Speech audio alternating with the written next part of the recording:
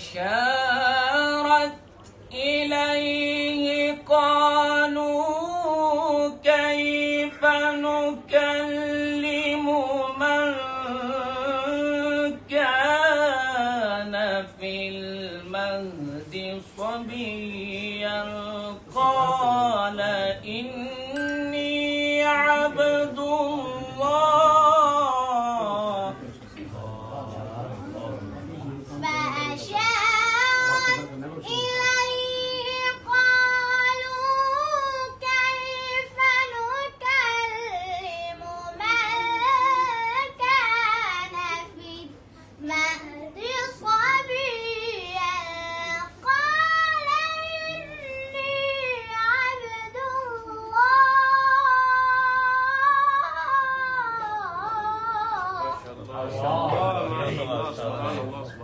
قال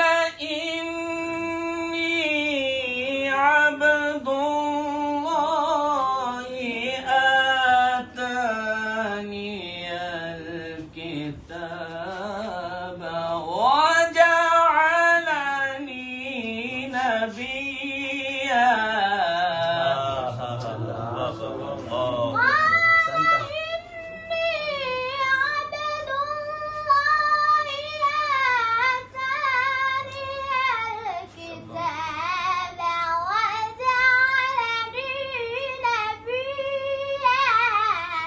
Allah.